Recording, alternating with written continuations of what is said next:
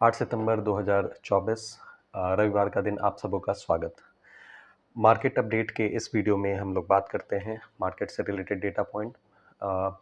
अगले हफ्ते मार्केट का परफॉर्मेंस कैसा रहेगा उसके बारे में हम लोग देखते हैं। तो उससे पहले हम लोग एक बार क्विक रिव्यू कर लेते हैं कि पिछले हफ्ते मार्केट का परफॉर्मेंस कैसा रहा है इस वीक बेसिकली। इस वीक अगर हम लोग देखें तो वर्ल्ड मार्केट जो रहा है वो काफ़ी वीकली परफॉर्म किया है। पिछले 18 मंथ्स के हिसाब से अगर हम देखें तो ये परफॉर्मेंस काफ़ी पुअर रहा है। और इसके अलावे जो इसके रीजन्स सामने आ रहे हैं वो ये है कि इकोनॉमिक स्लो डाउन का फियर जो है वो यूएस में देखने को मिल रहा है। इवन ग्लोबल लेवल पे इसके फैलने की भी आशंका जताई जा रही है। इसके अलावा आईटी शेयर्स की काफ़ी ज़्यादा धुनाई पिटाई हुई है। उसमें एनवीडिया जो है वो एक तरह से धुनाई पिटाई होने में एक लीडर के तौर पे दिखा है। काफ़ी ज़्यादा पिटाई उसकी हुई है। हालांकि यूएस में अगर आप देखें तो कंज्यूमर स्टॉक रियल एस्टेट जो है वो थोड़े बहुत मार्केट को संभालने में के लिए ज़रूर आए हैं, लेकिन ओवरऑल जो है मार्केट काफ़ी ज़्यादा डिक्लाइन हुआ है। लेबर मार्केट का भी जो डेटा यूएस का मिला है वो डेटा बहुत स्ट्रॉन्ग डेटा नहीं मिला है। हालांकि कोलैप्स नहीं हो रहा है, लेकिन वो एक सॉफ्टनिंग रेंज में है। इसके अलावे जॉब्स के जो रिपोर्ट हैं वो यही कंफर्म कर रहे हैं कि जो लेबर मार्केट है वो वीक हो रहा है। ओवरऑल यूएस का मार्केट जो है वो वीक देखने को मिला है। पिछले हफ्ते जो उसका परफॉर्मेंस रहा है वो काफ़ी लगाड़ रहा है, काफ़ी डाउन साइड में रहा है। अ, इसके अलावे ओवरऑल जो आप अभी जो अंदेशा मार्केट के लिए लगाया जा रहा है कि ग्लोबल आउटलुक जो है वो डिटेरियोरेट हुआ है, उसका आउटलुक जो है वो और ज़्यादा ख़राब होने की उम्मीद है। इस हिसाब से अगर आप देखें तो यूएस मार्केट भी पिटा है।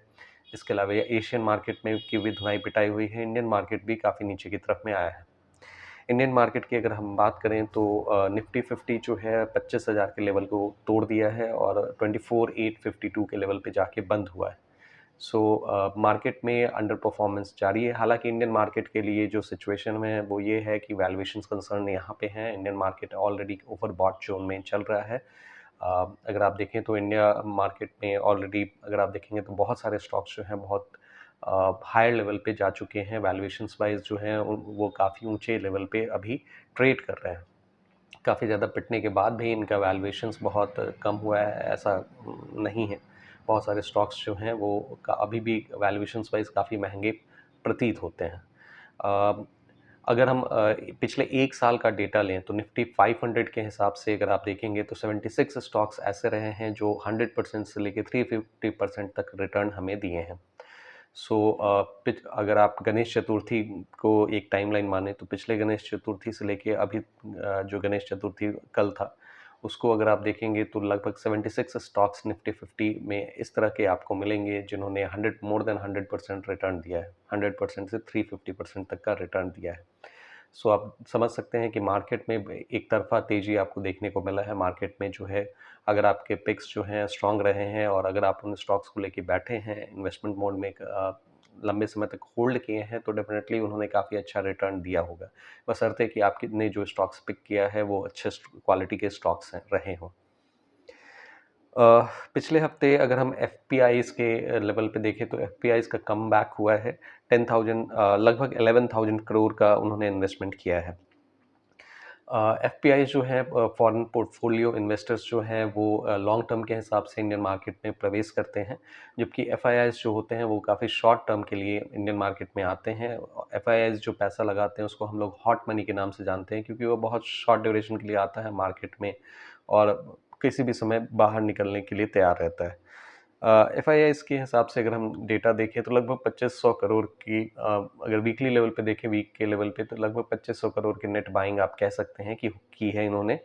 डीआईआईज़ पिछले इस हफ्ते बेसिकली अगर हम आज तो संडे है अगर इसकी बात करें तो लगातार जो है इन्होंने बाइंग की है और लगभग 7000 प्लस करोड़ का इन्होंने इन्वेस्टमेंट किया है, बाइंग किया है डीआईआईज़ ने। इसके अलावा इंडियन मार्केट के हिसाब से जो सिचुएशन है वो यही है कि इंडियन मार्केट अभी कॉशस रेंज में चल रहा है। इंडियन मार्केट से रिलेटेड बहुत सारे न्यूज़ फ्लोज जो हैं अभी चल रहे हैं। जैसे नवंबर में अपकमिंग इलेक्शंस है तो पॉलिटिकल डायनेमिक्स जो है वो मार्केट को अफेक्ट कर रहा है, आगे भी कर सकता है। इसके अलावा जो इकोनॉमिक स्लो डाउन का एक फ़ियर जो ग्लोबल मार्केट में मंडरा रहा है, वो भी कहीं न कहीं एक फ़ियर का सिचुएशन क्रिएट किए हुए है। इसके अलावे यूएस फेड मीटिंग जो है वो अपकमिंग है, ड्यू है, इस महीने के एंड में होने की उम्मीद है। सो उसके कारण से भी मार्केट कॉसेस आप कह सकते हैं कि चल रहा है।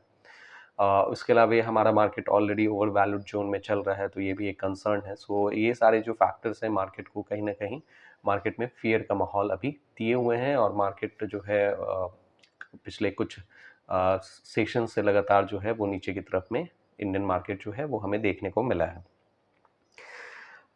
कुछ अदर न्यूज़ पॉइंट्स की अगर हम लोग बात करें, तो गाला आईपीओ जो है वो उसका अलॉटमेंट ऑलरेडी आ गया है। अगर आपने इसमें अलॉटमेंट में आपने पैसे लगाए थे, आईपीओ में अगर इन्वेस्ट किया था, तो आप देख लें 6 तारीख को एक मेल आया होगा, 6 सितंबर को। अगर आप अपना जीमेल चेक कर लें, अगर आपको अलॉटमेंट इशू हुआ होगा तो वो एक कन्फर्मेशन का मैसेज जो है आपको रिसीव हुआ होगा।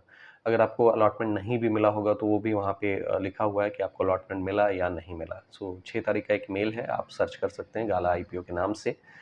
9 तारीख को इसकी लिस्टिंग ड्यू है, सो देखते हैं मार्केट में कैसा इसका लिस्टिंग रहता है। हालांकि एक सुपर हिट आईपीओ के तौर पे प्रेजेंट किया गया है, और इसके जो सब्सक्रिप्शंस भी रहे हैं वो काफ़ी स्ट्रॉन्ग रहे हैं। सो देखते हैं कि 9 तारीख को इसका जो मार्केट में लिस्टिंग हो रहा है वो किस तरह से हो रहा है। वैसे फिर ग्रे मार्केट में अगर आप देखें तो इसका मोर देन 50% का प्रीमियम देखने को मिल रहा था। सो इसकी लिस्टिंग उम्मीद की जा रही है कि काफ़ी स्ट्रॉन्ग हो सकती है। अब इसके अलावा नेक्स्ट वीक में अगर हम लोग देखें तो इम्पॉर्टेंट डेटा पॉइंट्स में इंडियन मार्केट में सीपीआई इन्फ्लेशन का डेटा 12th को रिलीज़ होगा, तो वो एक इम्पॉर्टेंट डेटा पॉइंट होगा। मार्केट इसको वॉच करना चाहेगा। इसके अलावा म्यूचुअल फंड के कितने क्या इनफ्लो रहे हैं, इससे रिलेटेड भी डेटा रिलीज़ किया जाएगा नेक्स्ट वीक में। तो ये सारे पॉइंट्स जो हैं वो मार्केट को इम्पैक्ट कर सकते हैं। इसके अलावा ये अगर हम लोग ओपन इंटरेस्ट का डेटा अगर हम देखें, निफ्टी 50 के रेंज के बारे में अगर हम बात करें, तो निफ्टी 50 जो है 24,852 के लेवल पे जाके क्लोज हुआ है।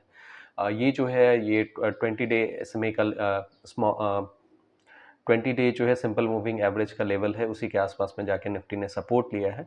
हालांकि मार्केट जो है वो अभी वीक ही प्रतीत हो रहा है। मार्केट का जो स्ट्रेंथ है वो बहुत पुअर है, मार्केट में वीकनेस ज़्यादा देखने को मिल रहा है। सो ये फर्दर इसमें गिरने की उम्मीद रहेगी, और इसका लेवल अगर आप देखें तो वही है कि नीचे की साइड में ये 24,100 तक के लेवल पे जा सकता है। ऑप्शन चेन के डेटा के हिसाब से भी अगर हम देखें तो इसका जो स्ट्रॉन्ग रेजिस्टेंस पॉइंट है, एक तो 25,000 का level strong resistance point suggest किया जा रहा है। उसके बाद में मंथली ओपन इंटरेस्ट का डेटा जो है, या फिर वीकली ओपन इंटरेस्ट का भी जो डेटा है, 25,000 जो है वो स्ट्रॉन्ग रेजिस्टेंस के तौर पे दिखा रहा है। सपोर्ट की बात करें तो 24,000 जो है, अगर आप मंथली ओपन इंटरेस्ट और वीकली ओपन इंटरेस्ट दोनों का डेटा देखें तो दोनों ही 24,000 का जो लेवल है उसको एक स्ट्रॉन्ग सपोर्ट के तौर पे दिखा रहे हैं। नेक्स्ट जो स्ट्रॉन्ग सपोर्ट हमें देखने को मिल रहा है, या मतलब 24,500 एक तो सपोर्ट आपको देखने को मिलेगा। उसके नीचे में जो सबसे स्ट्रॉन्ग सपोर्ट हमें देखने को मिल रहा है वो 24,000 का लेवल देखने को मिल रहा है। चार्ट वाइज भी अगर आप देखें तो 24,100 का जो लेवल है वो एक इम्पॉर्टेंट सपोर्ट का लेवल हमें दिख रहा है। इसके अलावा अदर न्यूज़ पॉइंट के हिसाब से अगर हम लोग देखें तो वेदांता गुजरात गैस जो है नेक्स्ट हफ्ते एक्स डिविडेंड होने जा रहे हैं। सो इसका जो प्राइस है वो डिविडेंड के जो अमाउंट है वो निकाल के उसका प्राइस जो है वो लो लेवल पे हमें देखने को मिलेगा। इसके अलावा जो नेक्स्ट वीक जो है वहाँ पे आईपीओ की झड़ी लगने वाली है। नेक्स्ट वीक में लगभग 1 दर्जन आईपीओ जो हैं वो आएंगे, और मार्केट से पैसे उठाने के लिए एक दूसरे के साथ में कॉम्पीट करेंगे। अगर आप देखें तो नेक्स्ट वीक में जो है काफ़ी इंपॉर्टेंट आईपीओज भी हमें देखने को मिलेगा। $1 बिलियन जो है आईपीओ जो है वो रेज़ करने की कोशिश करेंगे। ये सारे जो लगभग 1 दर्जन 12-13 आईपीओ जो है नेक्स्ट वीक में रिलीज़ होंगे, वो लगभग $1 बिलियन जो है वो मार्केट से रेज़ करेंगे, और एक दूसरे के साथ में एक तरह से कॉम्पीट भी करेंगे। Bajaj housing finance, Tolins tyres, Kross limited, ये सब के जो आईपीओ हैं 9 सितंबर को ओपन हो रहे हैं और 11 को क्लोज होंगे। सो ये सारे जो हैं इनके बारे में हम लोग डिटेल में चर्चा करेंगे नेक्स्ट वीक से। इसका आईपीओ में जो इम्पोर्टेंट आईपीओज या उनके सब्सक्रिप्शंस के हिसाब से जो डेटा होंगे उसके बारे में हम लोग डिटेल में एनालिसिस करेंगे। वैसे भी आईपीओस में अगर आप जैसे एनालिसिस की जहाँ तक बात होती है, तो एक तो इम्पॉर्टेंट थिंग यही होता है कि आप जिस तरह से स्टॉक मार्केट का में किसी पर्टिकुलर स्टॉक का एनालिसिस करते हैं, वैसे ही आईपीओ में आप कंपनी का जो है आईपीओ एनालिसिस कर सकते हैं डेटा पॉइंट्स के हिसाब से। दूसरा तरीका ये होता है आईपीओ में इन्वेस्टमेंट करने का, जो एक शॉर्ट ट्रिक की तरह आप मान लें। हालाँकि ये कोई रिकमेंडेशन नहीं है, लेकिन आप देख सकते हैं कि अगर किसी आईपीओ में सब्सक्रिप्शन काफ़ी हाई लेवल पे रहा है, 50-60 टाइम्स अगर किसी आईपीओ में सब्सक्रिप्शन रहा है, तो आप मान सकते हैं कि वहाँ उस पर्टिकुलर आईपीओ का डिमांड ज़्यादा है। उसमें लोग जो है काफ़ी ज़्यादा वैल्यू, या इन्वेस्टर जो है काफ़ी ज़्यादा वैल्यू देख रहे हैं, दैट्स वाई वहाँ पे जो है लोग इन्वेस्ट कर रहे हैं, या इमीडिएट गेन के हिसाब से लोग उसमें काफ़ी ज़्यादा पोटेंशियल देख रहे हैं। इस कारण से वहाँ पे क्विकली जो है लोग जो है इतना ज़्यादा सब्सक्रिप्शन प्रोवाइड करा रहे हैं। सो उस बेसिस पे जो है ऐसा किया जा सकता है। आईपीओ में भी बहुत सारे लोग जो हैं वो इन्वेस्ट करते हैं। इस चीज़ को ध्यान में रख के कि जिसमें नंबर ऑफ सब्सक्रिप्शन जो है 50-60 टाइम्स दिख रहा है, उसमें उसको जाके वो जो है उसमें उस आईपीओ में जाके इन्वेस्ट कर लें। हालाँकि ये जस्ट एक तरीका हो सकता है। हालाँकि इसको मानना नहीं मानना ये आपके ऊपर में है। यहाँ पे कोई भी बाइंग या सेलिंग रिकमेंडेशन नहीं दिया जा रहा है। जो भी है, कोई भी बाइंग या सेलिंग डिसीजन लेने से पहले आप अपने फाइनेंशियल एडवाइजर से ज़रूर सलाह लें। यहाँ जो भी डिस्कशन हुआ है वो प्योरली एजुकेशनल पर्पस के लिए हुआ है। अगर आपको लगता है कि इस वीडियो से कुछ वैल्यू मिला है, तो आप इस वीडियो को लाइक करें, इस चैनल को सब्सक्राइब करें। अगर आपके कुछ क्वेरीज हैं तो नीचे कमेंट बॉक्स में ज़रूर मेंशन करें। Thank you for your participation.